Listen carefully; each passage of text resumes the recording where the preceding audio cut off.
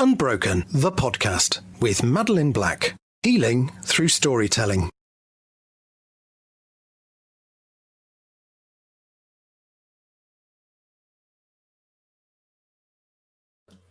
Hello and welcome to Unbroken, the podcast with me, Madeline Black. I am interviewing inspirational people that have bounced back after adversity, not just forward, and they have transformed their life and they're now making a difference for others. Today, my guest is Orlando Bowen.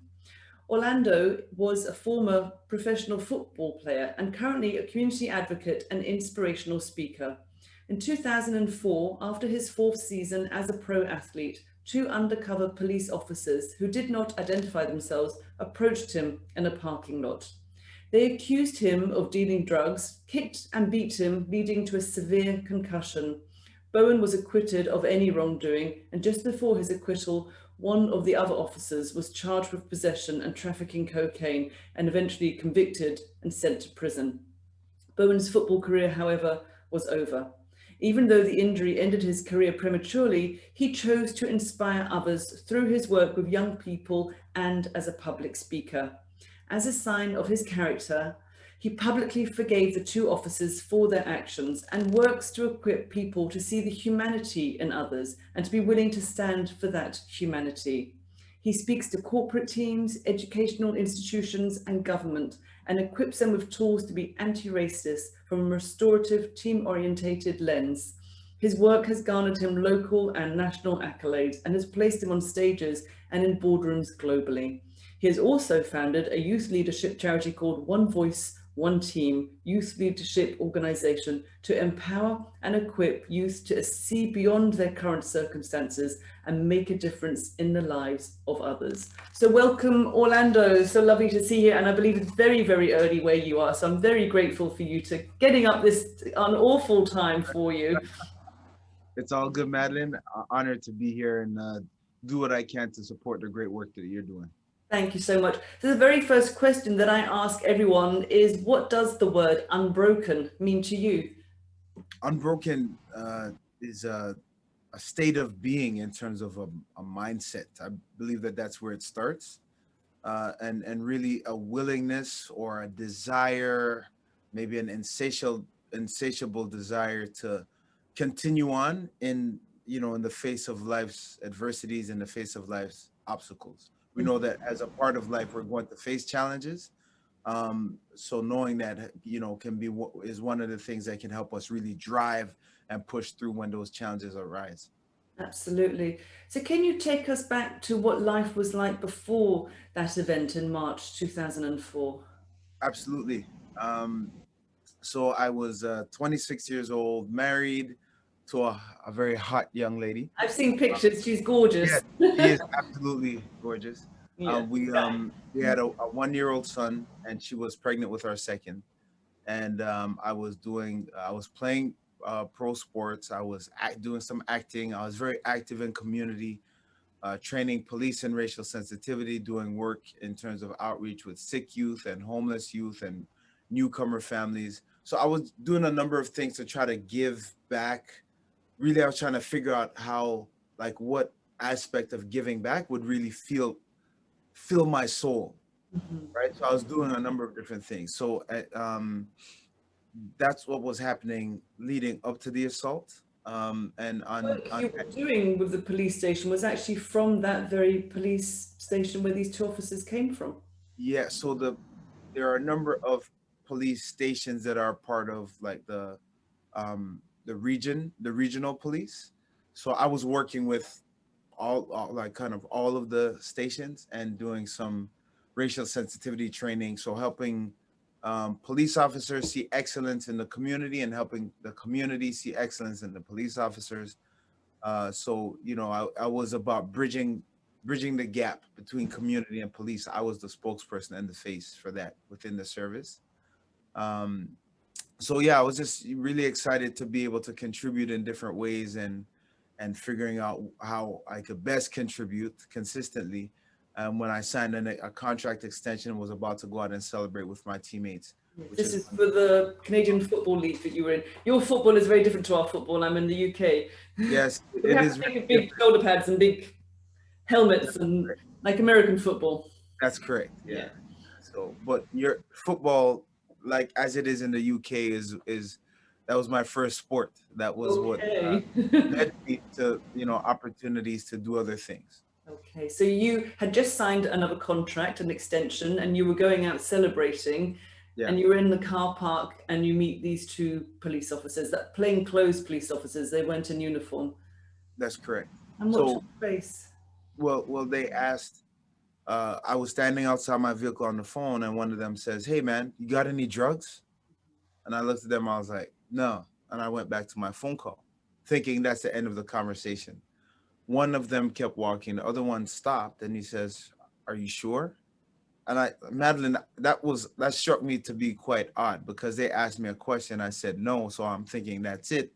When he asked if I'm sure, the first thought was, why would you ask a question like that? But then I paused and I'm thinking, well, wait a minute.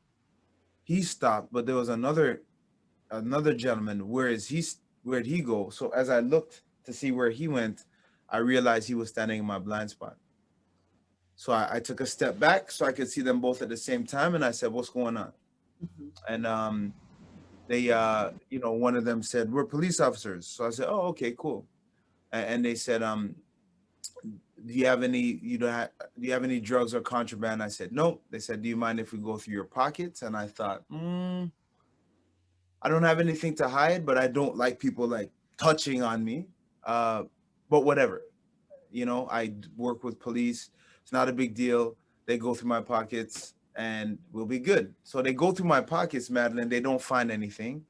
And then one of the officers says, "Okay, we're now we're gonna have to put the cuffs on you." So I said, "Put the cuffs on me for what?"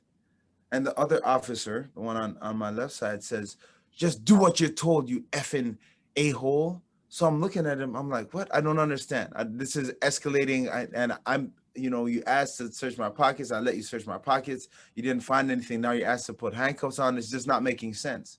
So the officer on my left side punches me in my side. And when he punched me, his sleeve rolled up, and I saw he had like a tattoo that spanned the length of his forearm, of an eagle and a dagger in his talons, and blood dripping from the dagger, and then the language. And so I'm thinking, these guys, they're not police officers, because I work with police and they don't behave like this. So I'm thinking this must be some kind of setup. Maybe someone is, I don't know, maybe someone heard that I signed contract detention. I don't know what's happening, but I know these aren't police officers, and it's not legitimate. So I knocked the gentleman's hand off me, who's on my left side, moved to the front of the vehicle. The guy on my right side grabs my jacket, which was unzipped. So I just let my arms flail behind me, and the jacket came off. So now I'm just gonna get out of this situation, right? So I run up in front of the vehicle, then up the passenger side, and Madeline, at this time of my life, I was very athletic and pretty fast. So I'm thinking, I'm out of here. Like, I'm not, I don't know what's happening with them, but I'm out. So I start running, and then I hear the word, "Stop or I'll shoot." So I'm thinking, oh my gosh, these guys are officers. So I stop and I said, "What's going on?" And there was no verbal response to my question. Instead, they came at me with fists flailing, and they were saying things like, "I'm gonna break your effing leg." And I'm thinking, oh my God, well, I didn't do anything. And so they started to beat me and beat me. They eventually got me down on the ground, and they handcuffed me, called for backup. Backup came, and it was this crazy, experience where I was beaten and bloodied. I've seen the photos. It Right. wasn't pretty. You had a huge lip, massive bruises. There was a massive cut on your head. Yeah, you were badly, badly beaten. Yeah. So then,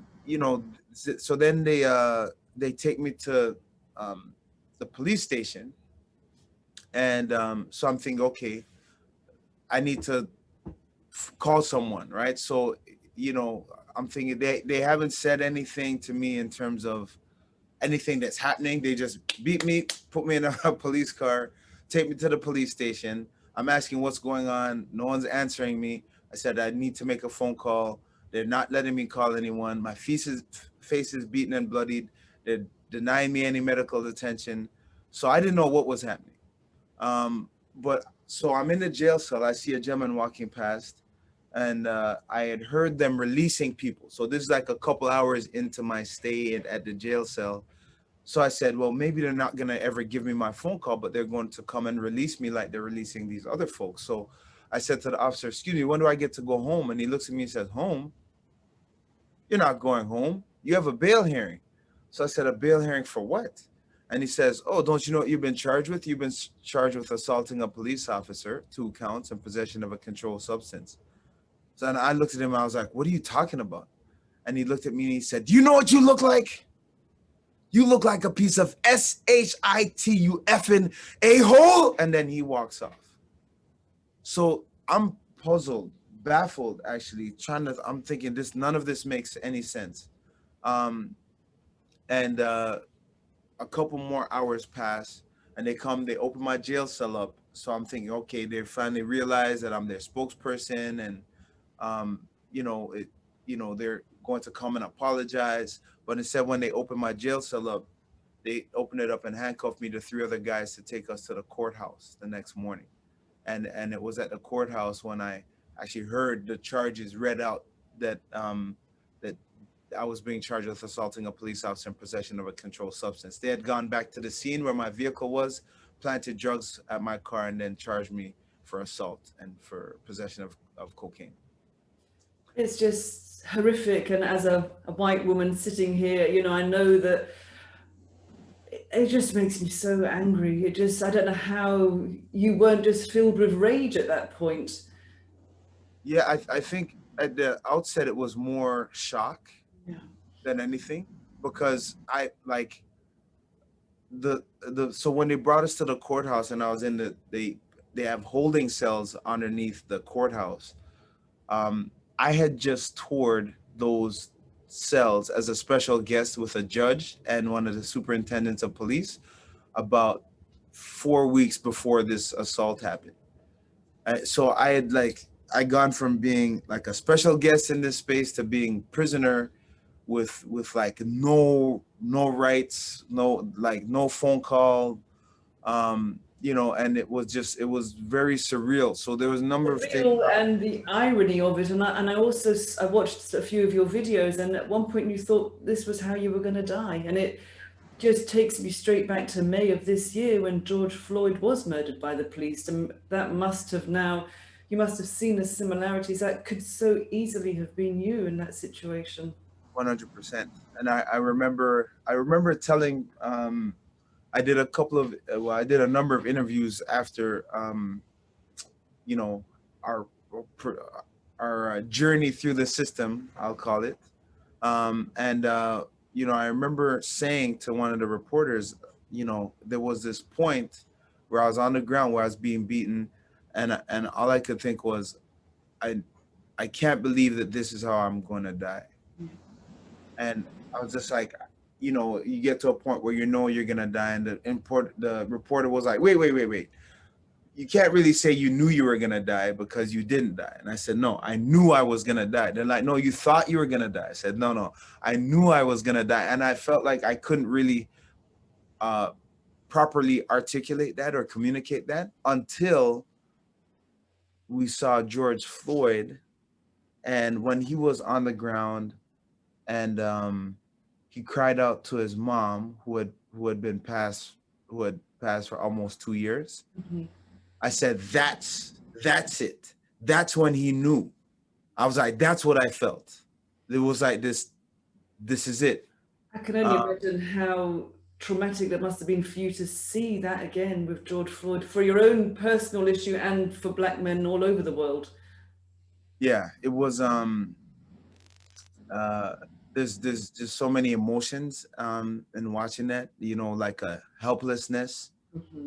Because it's like you're watching it, even though I was watching a video, it felt like real time. Because I didn't know what the outcome was when I saw the video. He hadn't been ruled dead at that point. And I was just begging for someone to intervene, like it was like you're watching a suppression of humanity, and we talk about Ubuntu. It's a Swahili word that means I am because you are, right? I am a human being because of the humanity in you. And all I could think was there was such a lack of humanity in those moments that someone could very what appeared to be in a very nonchalant manner take someone else's life. So it was excruciating to see, disheartening, painful, and too reminiscent of my personal journey and my family's journey through the system and interactions with the system. So yeah, it was so jumping back to our journey, sitting in court and having to now, the assault resulted in a concussion. The concussion um didn't allow me, like, my physical state didn't allow me to pass my physicals. So I failed my physicals, couldn't play the game that allowed me to take care of my What family. did that feel like? Your football career was now over as a result of these two men.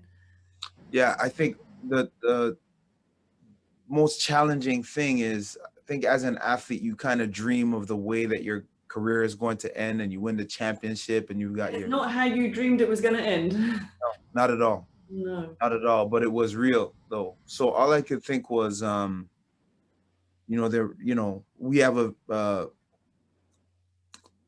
very strong faith background in terms of just how we believe, like why we're here and what that we're purposed to do something with our lives while we're here. So all I could think was there must be something bigger that I'm here to do than play sport. Now I knew it was to serve, but I It's didn't know how. amazing trust and faith that you have that this is bigger than me. There's going to be purpose coming from this event. Yeah, well, there had to, in my mind, there had to be, Madeline, because the level of irony in it was too significant. How do I go from being the spokesperson and the face that bridges police and community, even at a time where I'm taking heat from the Black community, saying, why are you working with them? You know how they treat us. And I'm saying, I want things to be better. So I'm going to do what I can to make things better. And, And how and did the Black community respond when this happened to you? well, there are a number of folks that were like, see, those are your peoples, right? I would Those are imagine your that would be those are your buddies that have your back. Look how they're doing you. And then others, there was a fear, like if this could happen to you after all the stuff that you do, then none of us are safe. So it was with some of that thinking in mind and that understanding in terms of what people were feeling, that we knew we had to get through it, not just for us, but to give hope to people that were losing hope or who felt they had no reason to have hope in the system or just in facing some of the adversities and obstacles that they had in their lives. So we were committed to getting through it because we realized that it was bigger than us. And so a year later, you have your trial and you're acquitted. In fact, the judge said their evidence was not worthy of belief. Right. Yeah. So while I was going through the trial, as you had mentioned in the intro, one of the officers was himself arrested by our national police for trafficking cocaine. They found 17 kilos of cocaine at his house. And at that point, the prosecuting attorney, the one trying to send me to prison, she didn't know that I knew about the charges because they weren't made public. There was actually a media hush on it. But we knew because of some of our contacts in media. And, so when he was charged and it was being kind of held under wraps, she called us, the attorney called us and said, hey, Orlando, listen, you do such amazing work and we don't think it's fair for your name to get dragged through the mud. Why don't you just let us drop the charges and everyone could just go home and be happy? Mm-hmm. So I said, absolutely not. This is not about making some type of deal. This is about principle. And I'd rather be wrongfully convicted, versus allowing you to drop the case on that premise. Right. So she was like, fine, this was your chance, buddy. You're going down. And she hung up the phone. And people thought that we were crazy for not just allowing them to withdraw their charges. They're like, they're putting your family through all of this. Now they're offering to just take it away. Why don't you just allow them to do that? And I said, it's not about that. This is about, you know, being vindicated 100% on the merits of the case, not because of some other incident that's happened with the officer. We told them. Was he found guilty of, beating you up, or was it he was found guilty of corruption? Guilty of corruption. Because I've seen the photos that your lawyer shows. When you see your hands, when they accuse you of, attacking an officer, nothing, and you see Right. his hands, and there's no denying what went on with those hands. Right. So it was, it was very interesting, painful, even having to journey through that process. So I'm thinking, why are we even in court having to deal with this? The evidence is so clear to us that what they're saying happened didn't happen, and that they're actually the ones that assaulted me. And even Madeline, when we asked, because they would for a while they wouldn't tell us what the drug was that I was being charged for having in my possession. I'm saying, why can't you tell us what it was? And then they finally said it was cocaine. So I said, okay, awesome. Can you please have whatever the substance is tested for my fingerprints or DNA? And the police said, we don't have the resources to do that. And of course they do. So, it was just, this very surreal experience journeying through it. But I remember being in court, and the officer, after taking the oath on the Bible and swearing to tell the truth, he looks at the judge. Oh, imagine the judge is here and you're me. He looks at the judge and he says, Your Honor, he's 6'2", 235 pounds, right? And he's actually trained to hurt people. In my 17 years on this force, I've never been so afraid for my life. And then he looks at you and he smiles. And when our eyes met, all I could think was, the words of my grandmother that used to say, hurt people, hurt other people. I absolutely agree with that. Hurt people, hurt people. And I felt this deep sense of sorrow for him, for what type of pain he must have been through to allow him the capacity to do that to someone else. And in that moment, I started to pray for him to get the help that he needed and pray for the truth to come out. And that was, prior to him being arrested for trafficking cocaine. So it was this, again, the level of irony in the whole situation was quite surreal, right? So anyhow, as we were journeying, I knew we had to get through it for not just for us, but for others, and wrote a letter of forgiveness to the officers. Wait, this was about 10 years later, wasn't it? This wasn't immediately after your trial. Yeah, while I was on trial, I wrote the letter because I felt, I couldn't say I couldn't say anything in court. You weren't given the chance to voice your own opinion. Yeah, and when you're on the stand, then you could say things, but you can't say, I was just in the witness stand, on the bench. So, all I could think was, what would I say if I could say something? And I wrote the letter to articulate what I would say if I could say something, because I felt like the officers were looking at me with these angry eyes, probably thinking I'm going to project more anger at you than you're angry at me. And in my mind, I'm like, I'm not even angry at you, because this is bigger than us. We have to get through it, because there are people who are giving up on life, not realizing that their lives matter, and that they are gifts and they have gifts to give.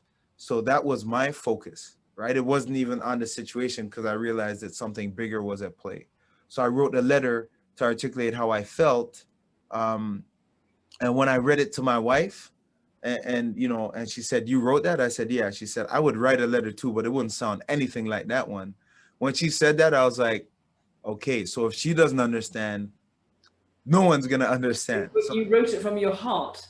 I did. Yeah. And I felt like this huge burden was lifted off my shoulders when I completed that letter, where I thanked them for the perspective that I gained, and through the process, and the fact that it made me a better father, a better husband, a better. Some people would find that hard to understand, that you thanking these two men who ended your career, beat you, wrongly accused you, they would struggle with that.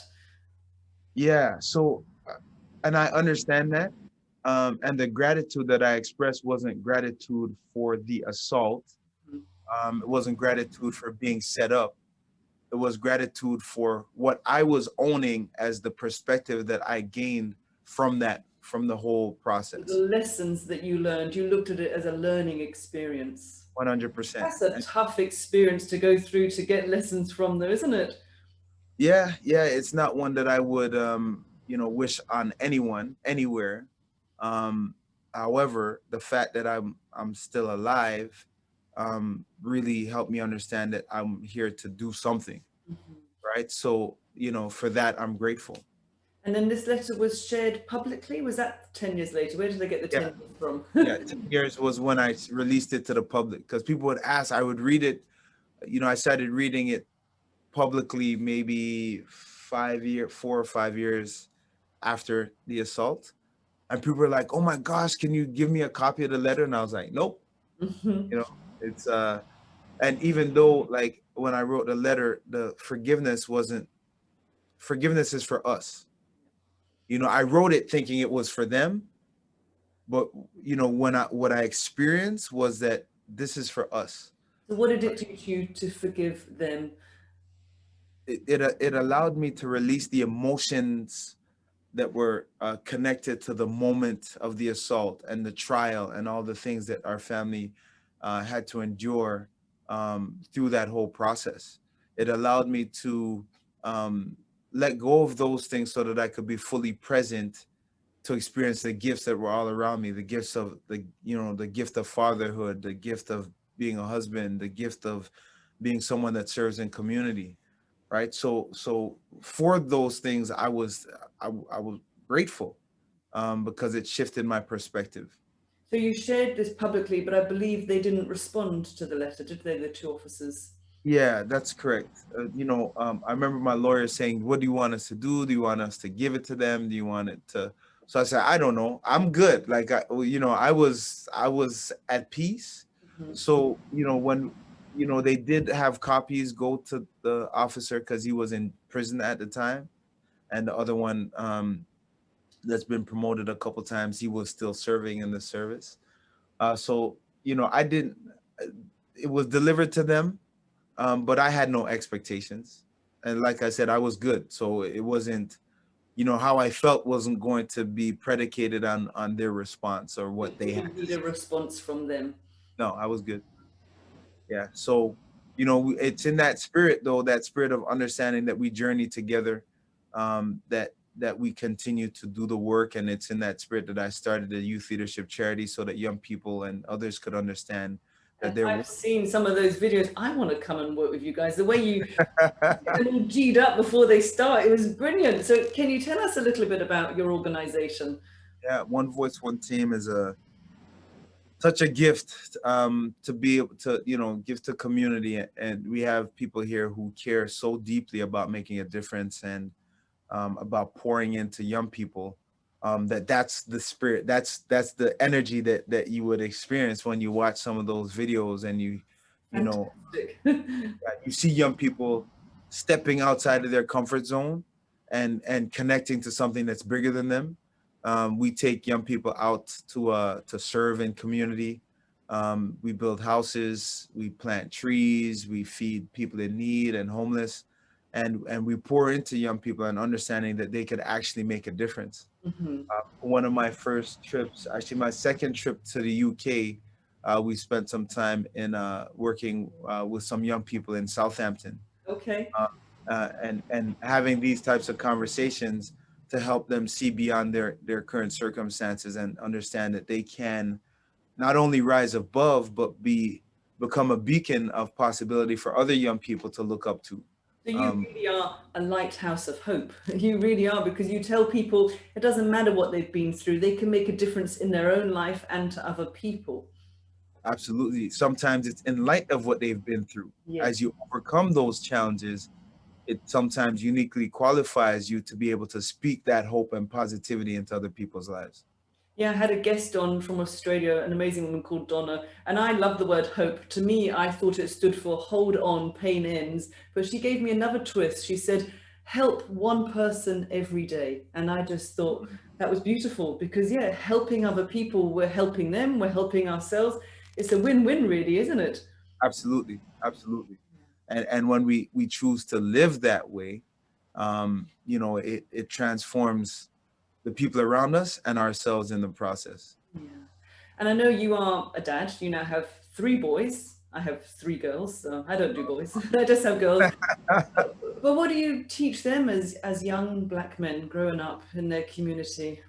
We have some very real conversations, as you can imagine, around what it takes to stay safe, and what they can do to make sure that they are stepping into their possibilities, but their ability to kind of read situations, um, to read people's energy, and this is like specifically speaking to interactions with law enforcement, to make sure they're positioning themselves to be safe and to make it home at night. So we have very, strategic things that we talk about. And, I remember our eldest. Things like not putting your hoodie up when you wear a hoodie.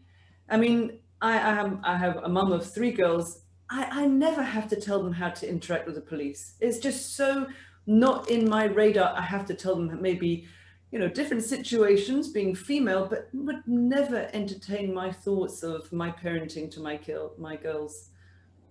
Yeah, I mean, and that's a blessing in and of itself. The reality Be so angry as well for you that that's your reality. that is absolutely the reality. And a number of my friends that are white are saying that's so unfair, it's so wrong. And I said, absolutely, on every level. But we have to do it, because the reality is, if we don't do it, I never want to be in a position as a parent where our kids come back and say, why didn't you tell me it was like this? Yes. Right? So we have to prepare them for the world as it exists, while we prepare them to become change agents and catalysts to make the world a better place, because they are here. And does it feel like not much has changed since when you were beaten up by these police officers? I feel that there are a lot of challenges that we're continuing to experience. However, I've never been so optimistic in terms of what's possible, because of the conversations that we're having right now, because of people's willingness to look introspectively and say, wow, I'm just now realizing that these things exist and they're not isolated. There are systems that lend itself to these things being a reality. So it's And shining the light on the reality for other people to step up, because it's on all of us, really, isn't it? It's not just on the Black community to make changes. It's down to me, it's down to everyone to step up when it's wrong. yeah, yeah, I think it's definitely on all of us. I have some friends that would argue that it's really on our white colleagues to to help and be catalysts, because as as a Black male, I've been carrying this kind of burden my whole life, right? It's just where you just learn to navigate, and you learn to deal with it, but it's heavy, right? So I feel like now more than ever that we're able to have these conversations that are real, open, and honest. That we need to say, like, we need catalysts, not even the word ally for me, I think, is doesn't capture the essence of the energy that it takes to stand for the humanity in someone else, even if that means standing in harm's way to defend that humanity. No, I totally agree. And what was the response from the police department that you did volunteer with once they realized what had happened to you? There really was no response. We filed civil litigation.